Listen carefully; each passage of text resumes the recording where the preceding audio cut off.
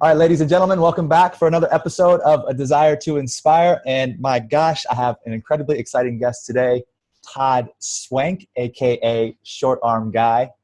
Todd, Yes. how are you today, my man? Manny, I'm doing good. How are you, my friend?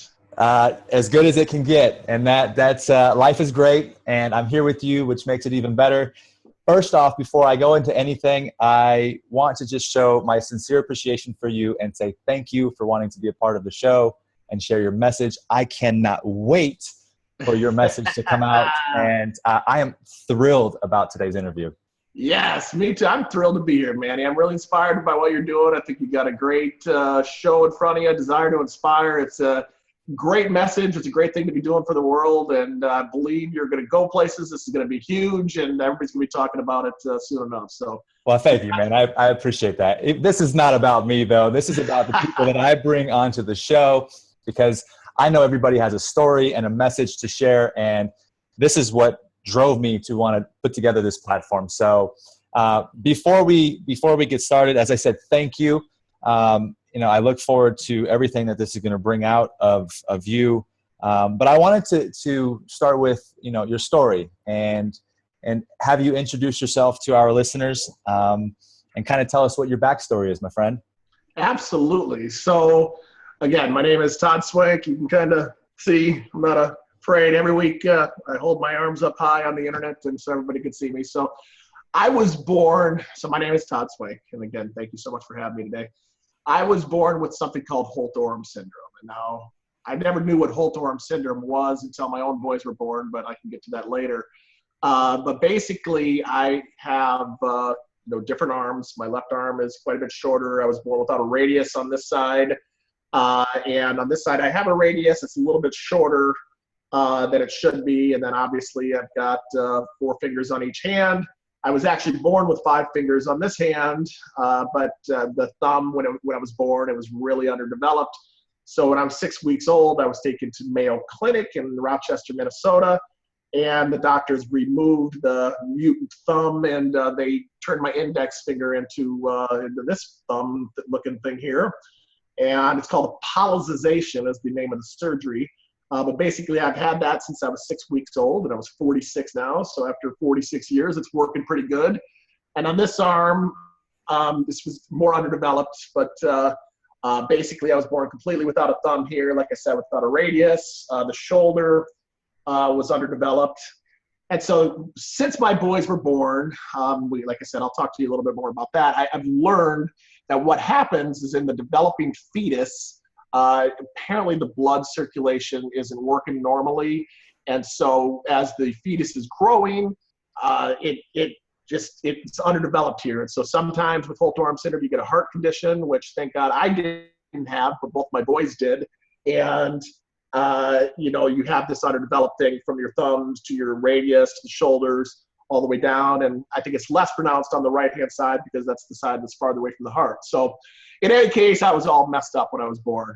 But I grew up, never really worried about it. I knew I was different from ever since I can remember, being able to walk and talk and talk to people. My family was pretty out there. We were a lot of extrovert kind of people, and I can remember being really little. It's probably one of the oldest stories I can remember being, 3 years old, 4 years old, and my grandfather taking me to the grocery store with him, and he would have me go up and introduce myself to the ladies that worked in the grocery store and just regular people, and he would say, "Show them your arms, Todd," and I'm like, "Oh, hey, here I am." Ever since I can remember, I always used it as something not to be ashamed of, not that it may be different, but it was something that made me unique. And so I might as well embrace that and say, you know what? Yep, my arms are different than everybody else's. I don't care. It doesn't bother me. It shouldn't bother you. You want to talk about it? Great. But you know what? Let's go play together. Let's be friends. Let's just, forget about it. I think most people that I'm friends with, most people I know, I think they do quickly forget that I'm different. And different being that I've got different arms than them. But I think when it comes to just personality being people, we're all different in our own unique ways. So I think you're awesome. I don't think you're different. I think you're cooler than shit, man. You're one fun man. Oh, you're a good guy, man. In the homework that I've been doing and looking over your website and watching a lot of your blogging and the day-to-day activity in your life, man, you have a blast. We try. Yeah, we definitely try. It's one of those things, we've always kind of lived the philosophy that live each day as it's your last, especially since, again, I'll keep referencing my boy.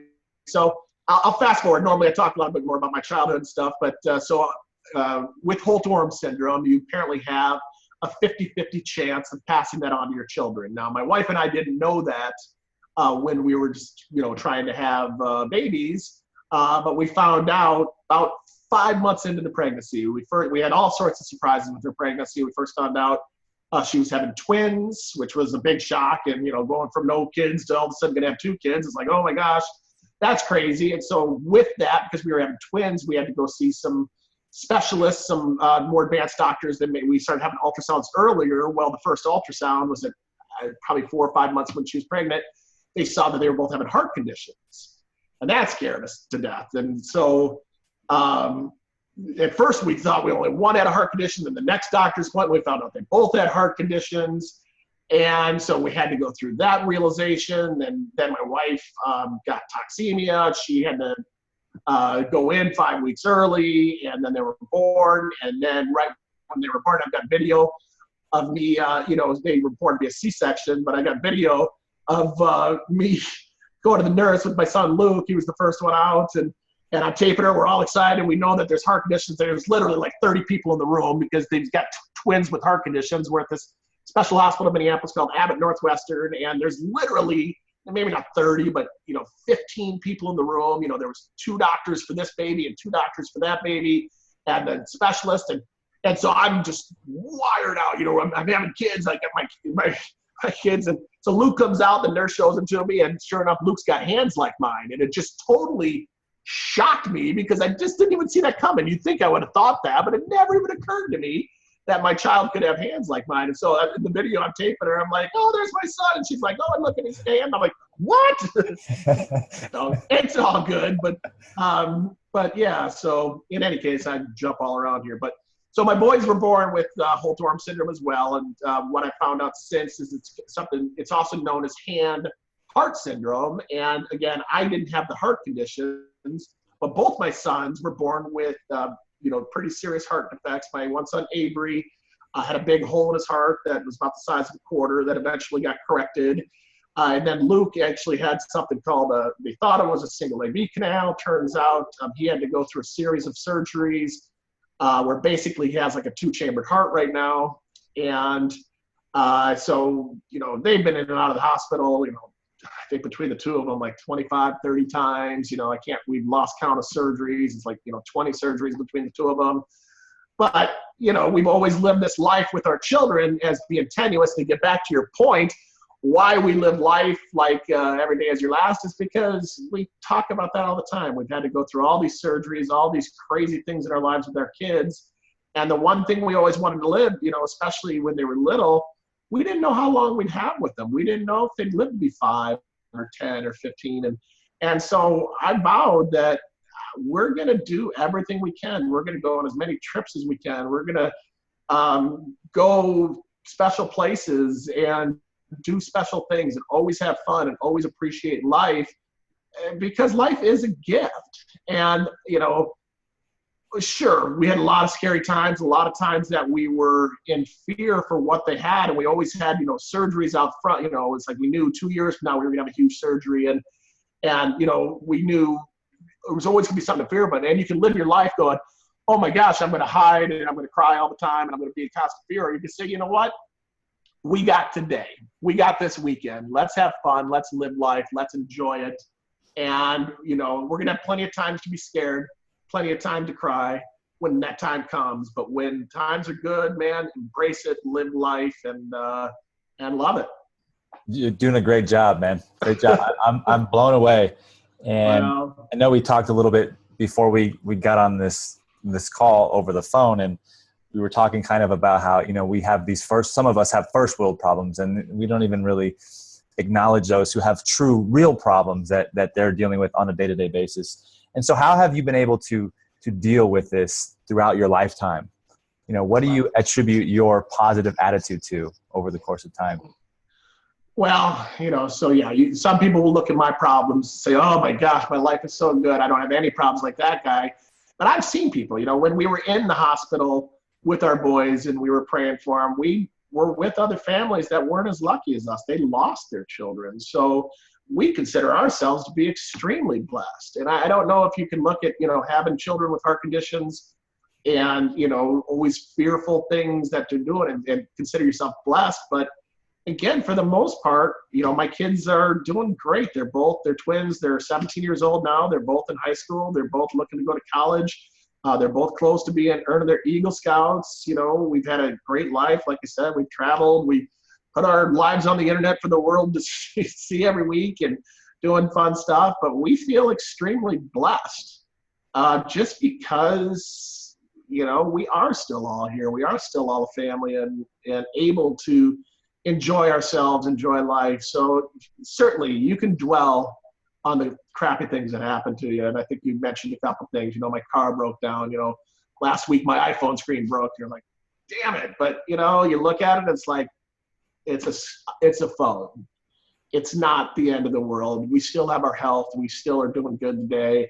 Life is going to throw you curveballs, but it's all about standing up to the plate, taking your shot when time comes. And, I think I told you earlier, I'm always, you play with the hand that God dealt you. Right. We all start from a different place. We all start, with certain advantages, certain disadvantages, but at the end of the day, you gotta, go out strong with what you got and,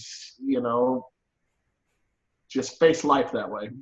And so you said that you didn't know that this was the Holt-Oram syndrome until your kids were born. What did you think of it before that time? So when I was little, we always knew it was noon. We always knew, we were told it was like genetic. It was just something in my genes. And so I'd always look in my pockets. I couldn't find anything. That's a bad. That was one of my old ones. I see what you did there. It's NES, not JES. But no, so we knew it was just an anomaly. We didn't, nobody had really ever put a label on it. You see people that have different deformities, and I had the thumb surgery when I was 6 weeks old. When I was older, one of the craziest things that personally happened to me was we lived in Chicago at the time, and for whatever reason, the doctors wanted to straighten this arm out, this hand out. It kind of curves in, and they thought they had the bright idea of straightening it. Well, they put, they did a surgery over here to fix it, and for whatever reason, they had to put this large steel pin in my arm, and I must have been like first grade, second grade, what was that, 7, 8. And I had this large steel pin in my arm, and I had a cast on it. Well, a couple weeks having the cast on it, all of a sudden there was like a big soft spot in the cast. And we're like, well, that's not right. There shouldn't be a soft spot in the cast. Went to the doctor. They took the cast off. Turns out it was like a huge blood bubble over this spot. And it turned out it was infected. And so for whatever reason, they had to take this big steel pin out of my arm. And again, for whatever reason, I don't remember, they couldn't put me to sleep while they did this. And so literally they had to cut this steel pin that was inside my arm. They had to cut it out like bit by bit with holding scalpels and pulling it out and then clip. And my dad said you could hear me screaming completely on the other side of that. I know we don't have a script here. I don't know why I'm pulling out some of these memories, but that, in terms of crazy surgeries, crazy things that happened because of my arms, I think that was one of the top ones. But don't worry, this is a raw and unedited show anyway, man. So feel free to do whatever you want with it, please. All right. Sticking with your childhood, my friend, what were some of the challenges that you faced with this disorder and in the face of other kids in school, trying to make friends? Were there some difficulties in that? Well, like I said, I think my parents, my family always kind of raised me to not treat myself like I was different. That sure, your arms are different, but you're not different. And going to a new school was always interesting because, again, you stand out. Kids are kids. They can be cruel. And, I've told this story before, but I remember one time going to a new school in Mason City, Iowa, and for whatever reason, we were out at recess playing on the playground, and, you know, these kids were kind of bullying me and pushing me, and I was wearing a winter coat at the time, and they were kind of not being real friendly, and somehow it happened that one of them like pushed me, and suddenly like my left arm like popped out of the sleeve. And when the kid did it, I noticed that it kind of freaked him out to touch my arm. And so I instantly recognized, I'm like, all right, you afraid of me? You're afraid of me? And so I kind of moved forward and kind of backed away. And so next I start, you know, like getting closer and start kind of chasing them around. Next thing you know, I'm chasing, you know, the group of the tough kids around the playground going, roar! But, you know, that really didn't happen all that much. I mean, I've always been kind of outspoken, kind of an extrovert, and I always made jokes about my hands. I remember always telling kids stories like, you know, I was in the movie Jaws when it was being made, and the mechanical shark went crazy and it ate my arms up, or, you know, things like that. You know, so I've always had stories and jokes to tell people that, again, I figured listen, my arms are different. We know that. If you want to touch them, you want to see them, have at it. We can talk about it. But at the end of the day, I'm a normal kid. I like to play. I want to, you know, let's be friends. And for the most part, people got past it pretty quick. And I don't remember it ever being that much of an issue. Now, the one thing that's always bothered me when I was a kid is I would be stared at. You know, you go out in public, you know, go to the mall, go to the store, go to the fair, go anywhere. I'm walking around and my arms are different. And so naturally, I catch people staring at me a lot. And even today, you know, it still happens. But, you know, obviously I'm at 45, I'm 46. I better be used to it by now. But that used to bother me a lot growing up, because I always wanted to tell people that, look, when I saw them staring at me, I kind of felt like they were judging me as being something I don't feel that I am. And that's crippled. Crippled was a word I always used because it was kind of it has a negative derogatory tone to it, but I'm not crippled. I mean, crippled is a state of mind. And, you know, if you think I'm crippled, well, you're crazy. It's like, I live a great life. But, you know, when people are staring at me and I felt like they were judging me, I felt like I wanted to, you know, go up and like strangle them and say, hey, knucklehead, stop. Don't judge me. Don't think that I'm something that you're perceiving me to be. I'm a normal guy. I'm a lot of fun. You'd be lucky if we were friends, because I'm a good guy to be around. And again, I'm not saying that to brag or anything like that, but I'm just saying that that's kind of my own self-perception of how I felt about myself. And so it drove me crazy when I would make the assumption that, hey, they're staring at me, they're judging me, and I wanted to do something about it. And so, you know, like I said, growing up, I told a lot of jokes about my arms. I would always, you know, make, you know, witty jokes. You know, there's always something about having a unique pair of gloves, or anytime somebody says, you know, give me 5, it's like, hey, here's 4, I owe you 1. You know, just, you know, always that kind of just, you know, how many times in life you just don't even realize how many points of reference you make to having 5 fingers, and, you know, not all of us have 5 fingers. And so when I got older, I went to college, and I'd always kind of had a dream that, look, I want to be able to tell people that my arms are different, yes, but I'm a normal guy. I'm a fun guy to be around. And I couldn't do that to strangers staring at me in the mall. So I thought, you know, I should do stand-up comedy. I should go up in front of a crowd and tell people my story and tell them about my jokes. And so, yeah, I started doing stand-up, and it was a lot of fun. So before we get into the fun stand-up stuff, because I want to know a lot about that. Okay. Did the judging and the staring, did that ever affect your self-esteem or your self-confidence?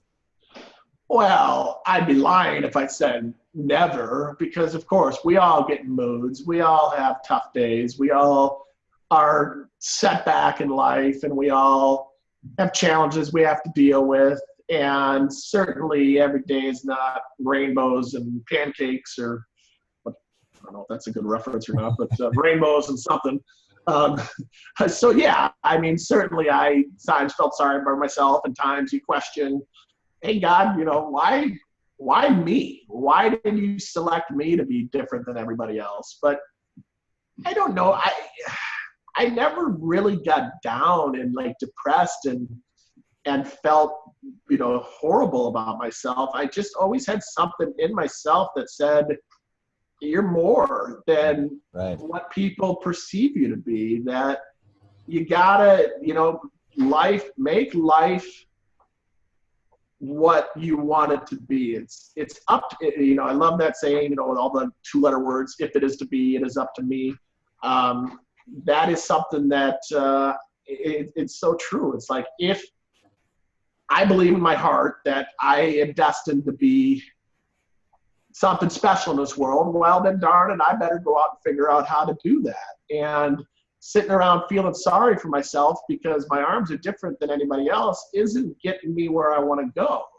I've got to learn how to get along with people, how to make people perceive me as something more than just a guy with funny arms. I have to work hard. I have to study hard. I have to apply myself. I have to decide what makes me happy, and then I have to figure out what steps I can take to get me to a position in life where I can be doing things that make me happy. And I think that has driven me my entire life. And again, I'm not perfect. I'm not, have some magic formula that makes me never sad or never feel sorry for myself. I just don't think I've ever really allowed myself to dwell on it for too long to the point that it holds me back. I would much rather put myself in a position that says, all right, yes, everything's not perfect. Everything's not easy. Some people have it way easier than I do, seemingly.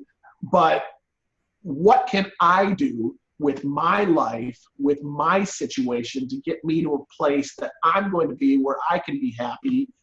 And a lot of it, to me, it's making the people around me happy. It's trying to spread positive energy, trying to make people laugh, trying to make people smile. If somebody's sad and down, I try to live my life that, hey, what can we do to make you feel better about yourself? And I've always tried to be that kind of person that will help people up, help lift people up. I've dealt with people in life that are negative people that tear you down, that seem to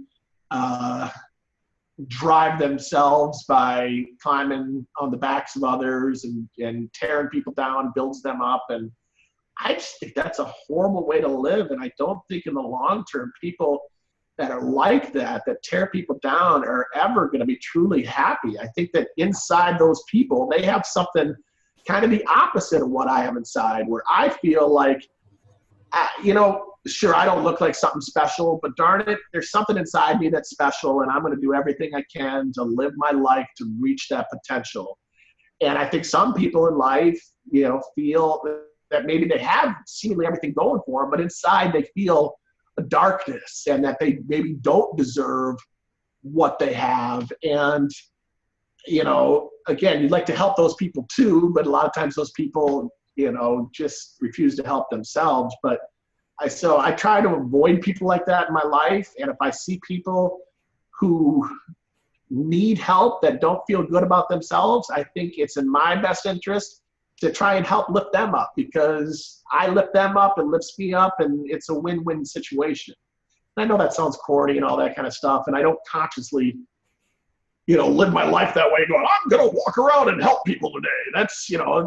But I just believe spreading positive energy in the world, it comes back to you twofold. That every positive energy I can spread out, every positive thought, every time I can make somebody smile, every time I can make somebody laugh, it's going to come back to me twofold, and I'm going to feel all that much better about myself and my situation. So, well, listen, I want to tell you that I am so thankful that you've realized what your real gift is.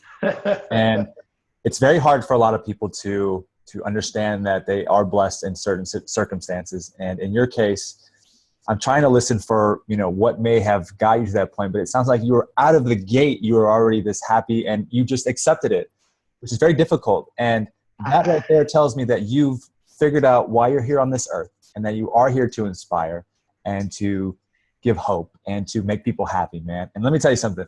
When I watched one of your videos the other day, I tell you what, I was watching the comedy skit and I laughed my ass off. I mean, I was dying, dude. And that's courage, man. That's something that it takes a very strong person to do. And so I want you to know that you are affecting people, because I wish you could see my arms.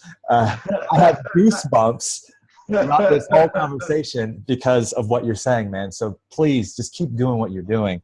I love it. That. I love it, man. And no, nothing is corny. What you're saying is fantastic. Rock on, my friend. Let me ask you this. Were there some things that you wanted to do that you couldn't necessarily do because of the disorder at times in your life, like physically, that got in the way? Oh, of course. The one thing I always remember was water skiing. I could never get up on frickin' water skis. I tried, 10 times in my life, and then, no matter what, my arms just, weren't, I don't know if it wasn't the right length, but I would hold the darn rope and the boat would take off and boom, I couldn't do it. So that was something in my childhood. But, for the most part, I played a lot of sports. I wasn't necessarily good. I certainly would have liked to have been a lot more athletic than I was. But, I wrestled in high school. I did cross country, and boy, I was horrible at cross country. I always felt like, literally some races I was dead last. And I tell my kids that it's like, you just don't quit in life, because, sometimes, if you're going to choose to participate, you should, do it until you finish, because that, you just don't want to be a quitter. And certainly sometimes in life, there's got to be somebody last in every race. And again, nobody strives to be last, but I loved being in cross country. I had a lot of friends there, and I don't know, my chest is a little bit underdeveloped if my lung capacity wasn't as other people, and it wasn't great for me. But now wrestling, I did a little better. My senior year, I think I actually had a winning record, and I was small. I think my senior year, I wrestled like 105 pounds, which means I'm about two of me as a senior right now. But, I always imagined what the kid that had to face me, because it was like the poor kid who had to face me had never faced anybody like me, and where I had a little bit of an advantage because I used my legs a lot. And so I knew what it was like wrestling a guy with normal arms, but none of them knew what it was like to wrestle a guy with, funny arms. So, I wasn't a great athlete, but I, did my best, and I had fun, and I loved high school. I loved college. I think for the most part, I love life. I think there's just a lot of good things in the world that I want to experience and have experienced, and a lot of things I still want to experience. So what are some of those things that you still want to experience? Oh, I still have a dream someday. So I kind of started telling you, I did comedy. In college, I did open stages, and I do love being on a stage and entertaining people. That's something that if I could get to a point in my life where I was doing that professionally, that would be a dream come true. I love to travel. I love to see different places and meet different people. And I've been lucky in my life. I've gotten to do a lot of that. And, I show a lot of that on my website every week. Is it okay if we step back a little bit? I'll tell you a little bit about more kind of. Please do, man. Comedy. Please do. Right. So I started doing comedy, and I really liked it. But comedy's tough. Sometimes I would go out there and I would do my jokes. You said you saw my one act and you liked it. And sometimes I would go up and do that act, and I would kill. And I felt like a rock star standing on stage, everybody laughing and cheering. And I felt great. But, sometimes I'd go and do that exact same act in front of a different audience. And I never really got booed or heckled heavily. But sometimes people just wouldn't know how to take it. They would be like, wow, this guy's got weird arms and he's up there making jokes about it. I'm not sure I think that's funny, or I'm not sure I'm comfortable with that. And so you'd be up there, you're going up there for 3, 5, 10 minutes sometimes doing comedy to people not laughing. That's tough.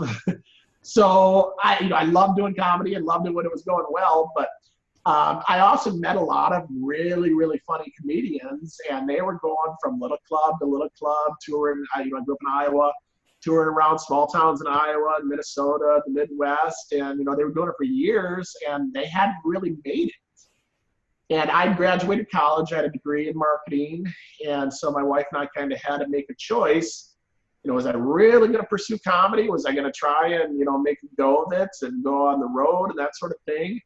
Or did I want to stay, you know, my career? I was selling computers and, you know, still today I work for a large enterprise software company. I sell technology solutions. I've been doing sales since my early 20s. And I wanted to have a family. I wanted to have kids. So I had to make the choice. It's like, you know, comedy's probably not right for me at this time of my life. And so at the time, this would have been in the 90s, the internet was, you know, the World Wide Web was the big thing and everybody was having websites. And I really wanted to be able to do that. So I started my website, which is shortarmguy.com, back in 1999. It was right after my boys were born. Because again, I knew comedy wasn't going to be able to work for me, just, you know, being able to travel and stuff when I had young kids at home and I had a full-time career. So I started Short Arm Guy. It was basically started as a way for me to tell stories about my boys who, again, were born with pretty serious challenges, pretty serious heart conditions. So I told stories about them and shared what was going on with them. But it also evolved as a way for me to start, you know, bringing some of my comedy to the internet. And I shared crazy emails I was getting from people, and I shared funny videos. I was putting videos on the internet before YouTube even existed. And I started getting a little bit of a following. You know, and a lot of it, you know, when my boys had some of their scary heart surgeries, I would share a story about it, and that would spread worldwide. I remember getting emails from people in Japan saying they were praying for my boys. And you know, so I started putting inspirational stories on there as well. Just stuff that, because again, people were praying for my kids that I didn't even know. It's like I wanted to give back and share inspirational stories, share motivational things, share comedy, share crazy emails. And I'm not a saint by any stretch. So some of my comedy was a little controversial. Sometimes I would share pictures that might not be safe for work, if you know what I mean. And this was again in the early 90s, you know, the late 90s, early 2000s, you know, before you thought that, you know, anything you shared on the internet would suddenly be possibly discovered by anybody and everybody. So back in the early days, you know, I was definitely more aggressive with some of the stuff I'd share, but you know, it was so cool because I literally would get emails from people all over the world, and it was always different stories, different things. And again, I hate to say stuff like I'm bragging, but, you know, people told me all the time that they would be inspired by my story. They were inspired by the fact that I was so outspoken about being different, that, you know, my whole website, I guess I didn't say this, but it was shortarmguy.com. And again, obviously my one arm is pretty short. And I would, every week, I put a picture of myself in some unique place with my arms held high. And the thought being that, look, I don't like being stared at, but if you want to stare at me, here I am. Come to my website. You can stare at my arms all you want. And oh, by the way, at the same time, I'm going to tell you stories about my life, tell you stories about my wife, tell you stories about my kids. I'm going to show you all the fun things we're doing. You know, I'm a pretty successful salesperson. I'm going on neat trips. I'm traveling. I'm doing a lot of fun stuff. And you might look at me as somebody who's different, who's got funny arms, but you know what? I'm actually leading a pretty cool life. And that really resonated with a lot of people, to the point where I was getting, you know, at the peak, I was getting hundreds of viewers a day. Sometimes I think at the peak, even in the thousands of people that would come to my site every day. And I was getting emails from people all over the world, sending me the funny emails, the crazy emails, inspirational emails. But I also got a lot of nice emails from people that just reached out to me and they said, you know, you're kind of unique. There's not a lot of people doing what you're doing. That, you know, not only are you, I don't want to say proud of being different, proud of your arms, but that you're out there saying, look, there's nothing wrong with being different. We all are different. And everybody, I shouldn't say everybody, but there's a lot of people in the world that don't feel like they're supermodels, that don't feel like they're beautiful. They hate the way their hair looks.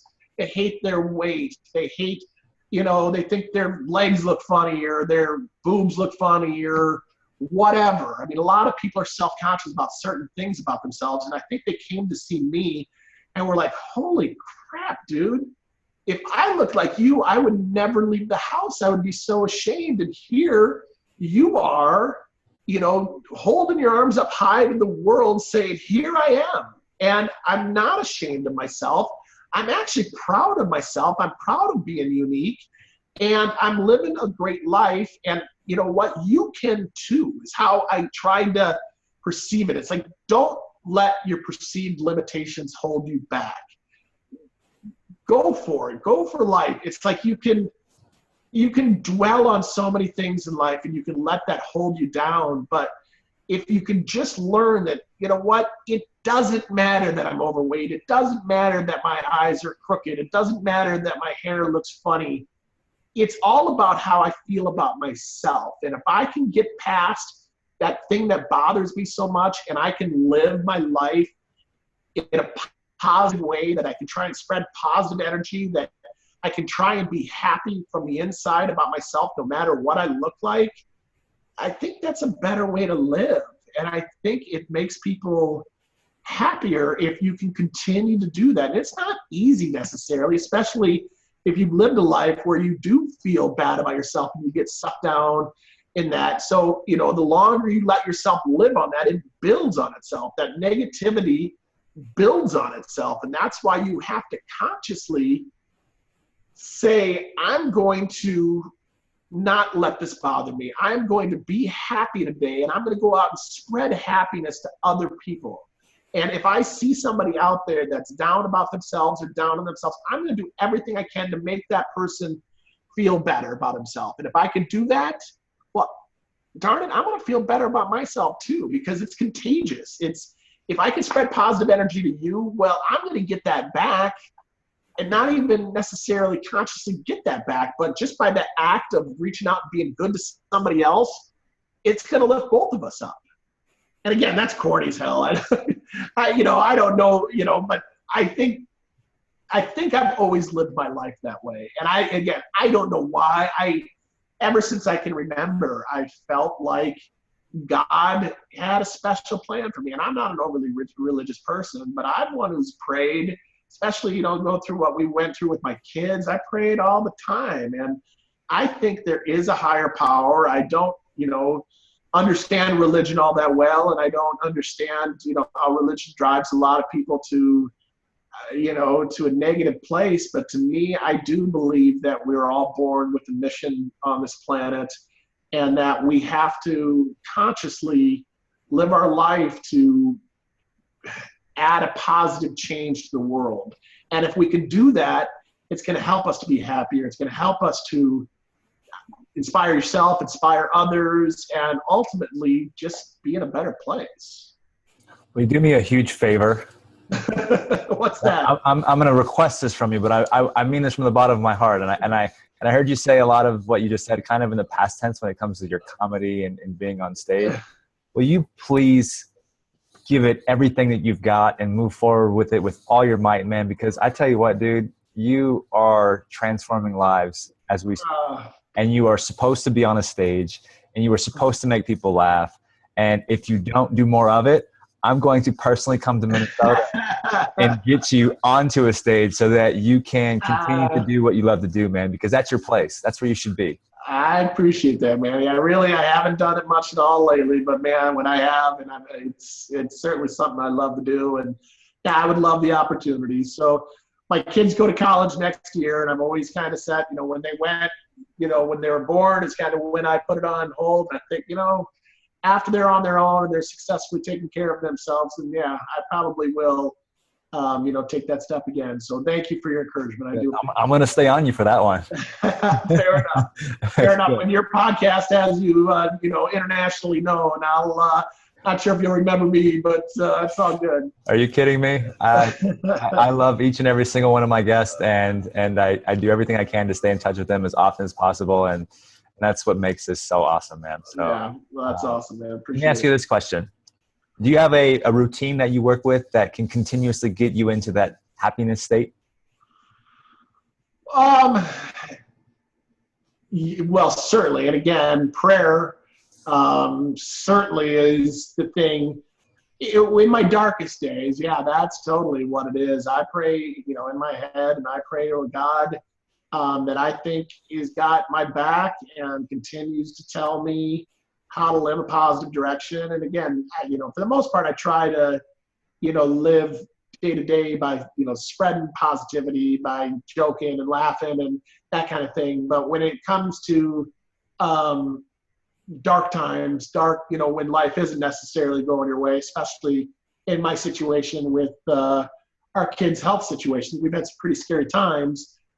Prayer is always what gets us through to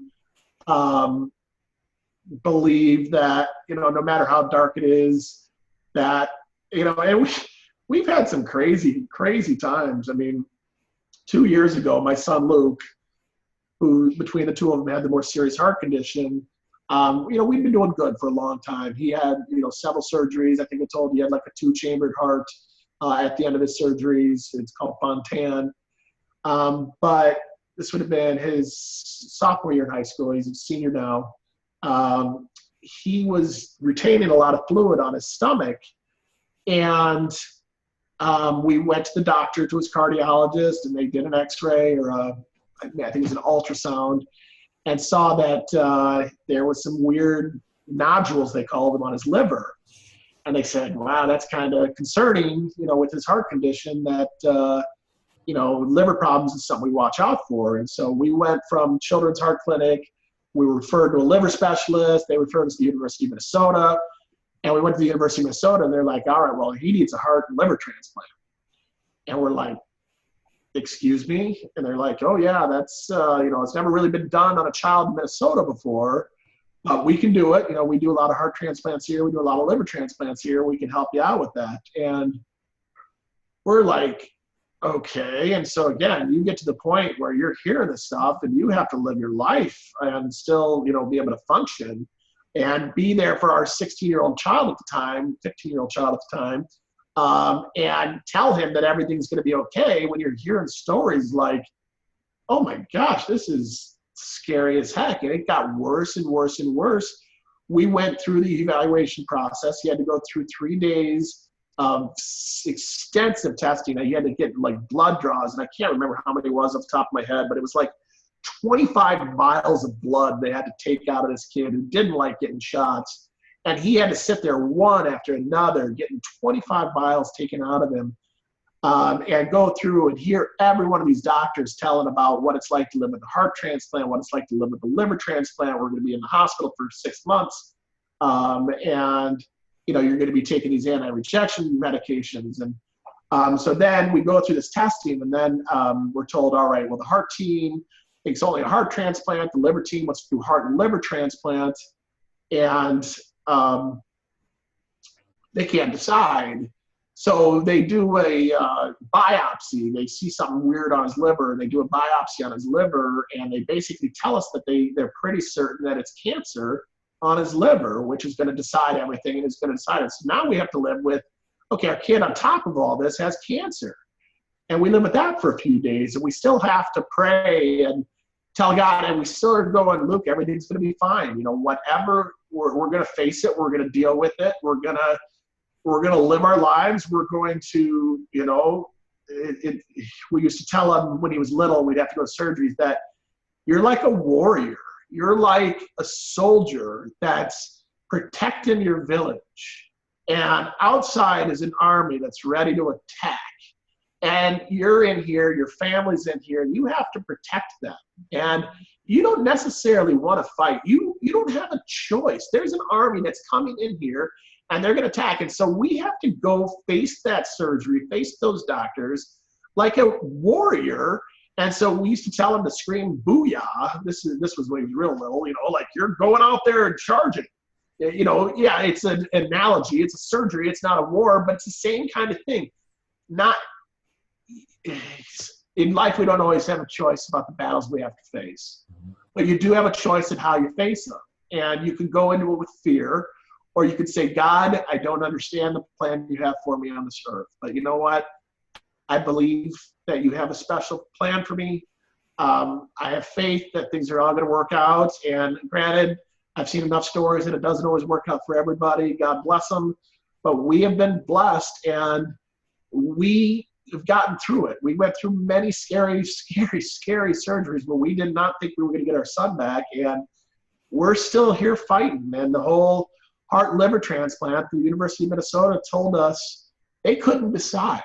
They came back to us after 3 days, after telling us that our son most likely had cancer in his liver, and they couldn't decide if it was going to be a heart transplant or a heart and liver transplant. We should go to another hospital and get a second opinion because they didn't know what to do. And we're just hanging there. And so we got referred to Lurie's Hospital in Chicago, and they're a wonderful, wonderful hospital, one of the best in the world.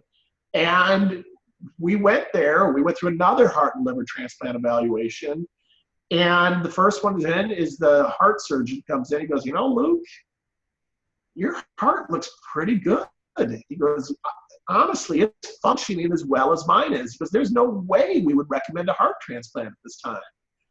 And then the liver doctor comes in and says, Luke, I see what they're talking about. You do have some cirrhosis on your liver, but I don't think it's really that bad that we should, do something as drastic as transplant right now. And they came up with some recommendations. We changed some medications.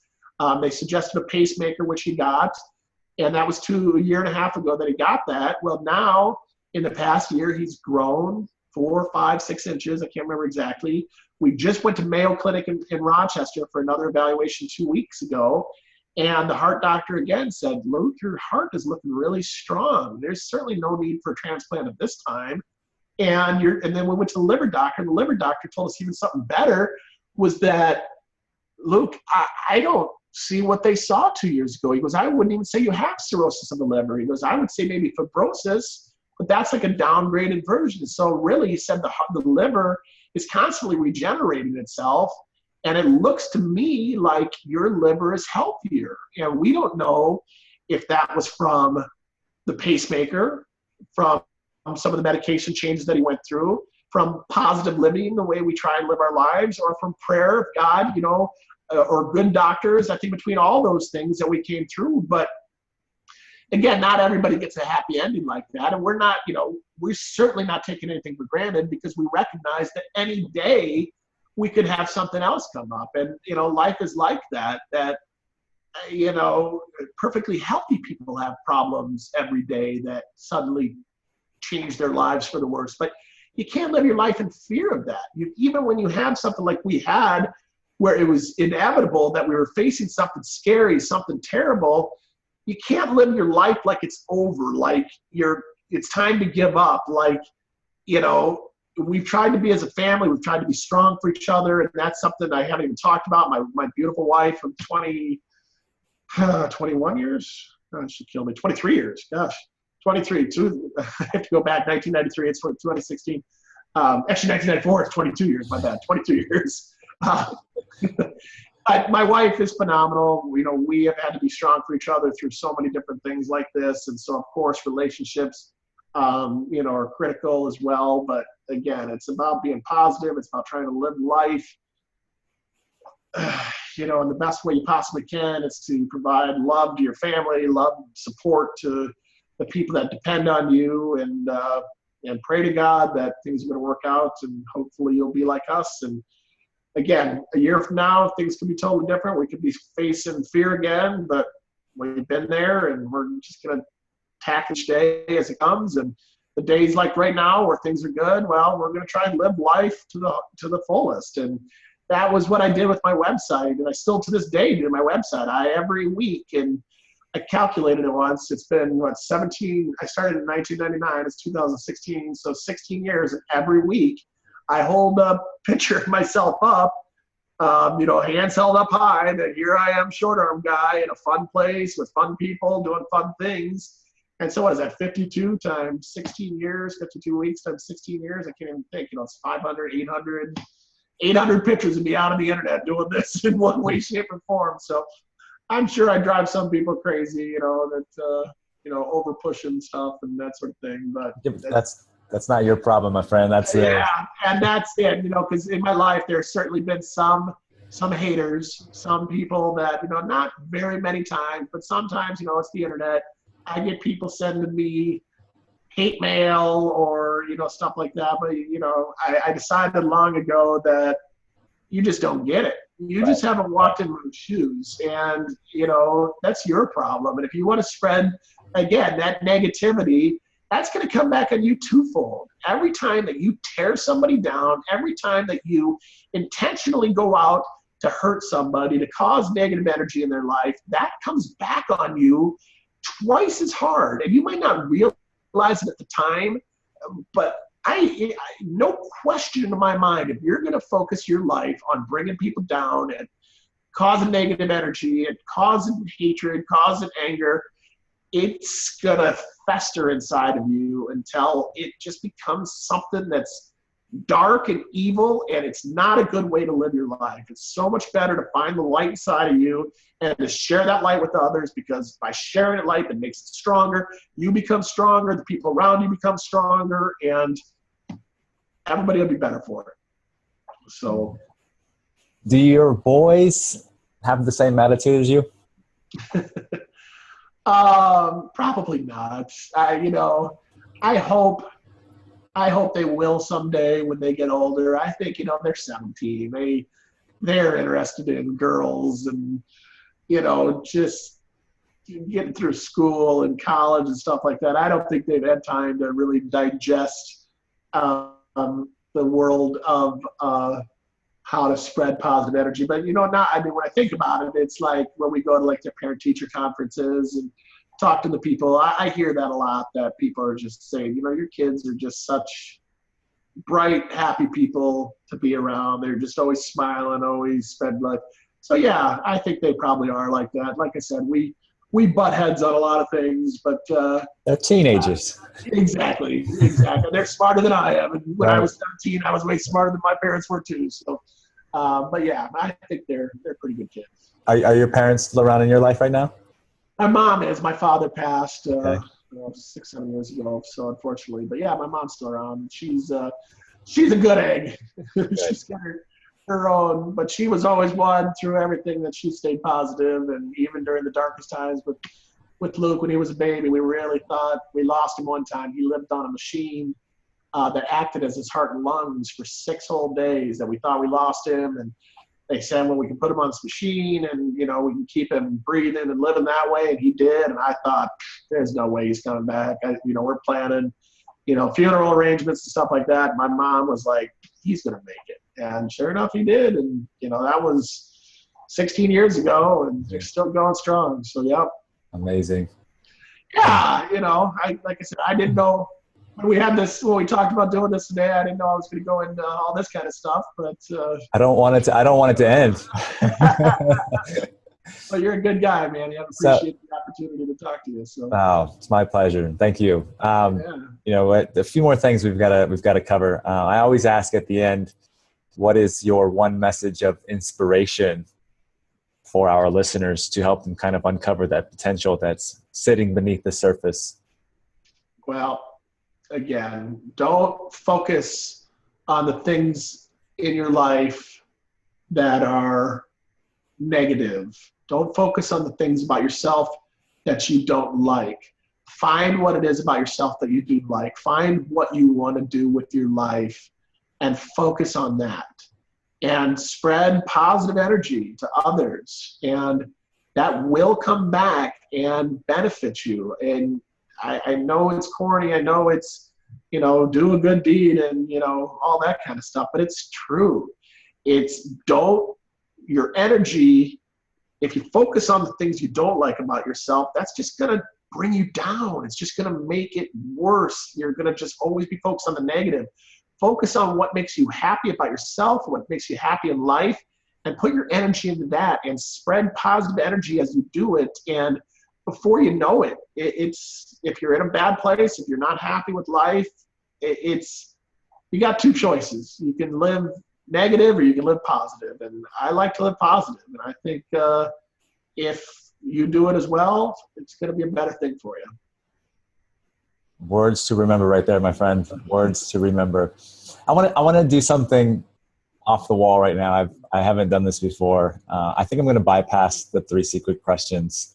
I want you to bring your wife and your kid out. I want to acknowledge them and you guys as a group, and so we can introduce you, on video here to your wife and to your son, because Luke's not there, right?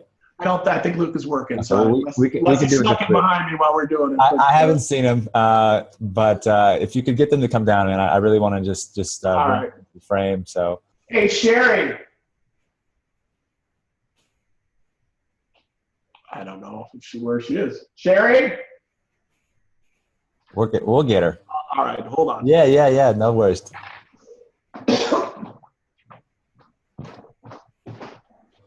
And you come down. Each wants to end it with saying hi to you. You know, it's all good. It's all good. Who cares? Where's Avery? He wants to talk to him too.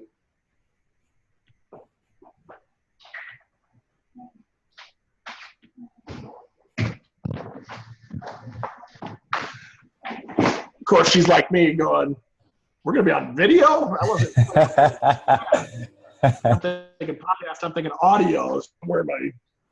Everybody always panics when they see the video.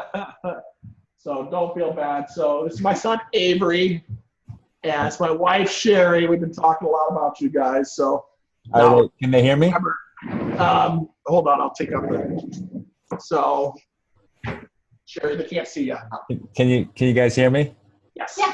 Amazing. Listen, I wanted to bring you guys into the frame because what you guys are doing as a family and setting as an example for, I'm sure, people across the world is quite moving. And I just want to acknowledge you for the love and the courage and the bravery that you guys have been demonstrating.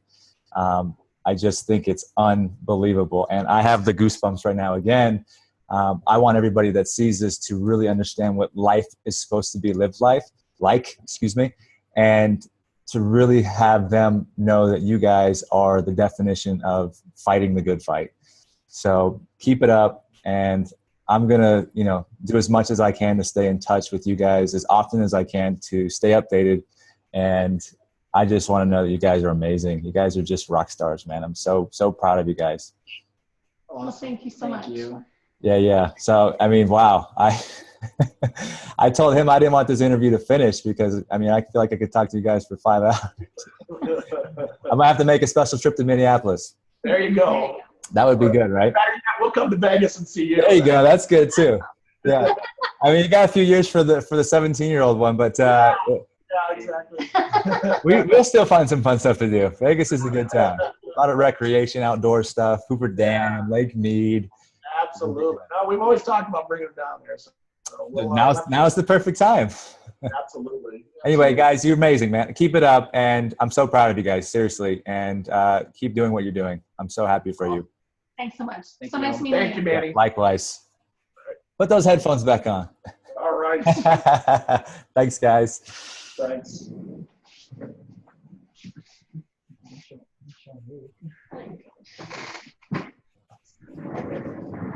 All right. So as I said, the show's totally raw and unedited. I had to do that. I wanted people to know who your wife was and to see your son. Man, wow. Well, you should have seen her look when I told her that you wanted to talk to her on podcast. She wasn't happy with me at the time. She looks fabulous. You look fabulous. You look fabulous, Sherry. So thank you. Well, listen, again, I can't thank you enough for you taking the time to want to do this. And you had a powerful story, my friend. Powerful story. And I hope that you get up from that chair and you go and knock on your neighbor's door and start doing some comedy to make the neighborhood laugh. I'm not sure my neighbor will like that. But in any case, let's keep in touch as long as we can, please. All right. And, please do everything you can to keep making a huge difference and impact those people who are all around you, because you're doing a great job. Thank you so much, Manny. I really appreciate it. Hey, listen, we'll follow up after this, and thank you, man. We'll talk soon. All right, buddy. You take care. All right, take care, bud. All right, thanks. Bye-bye.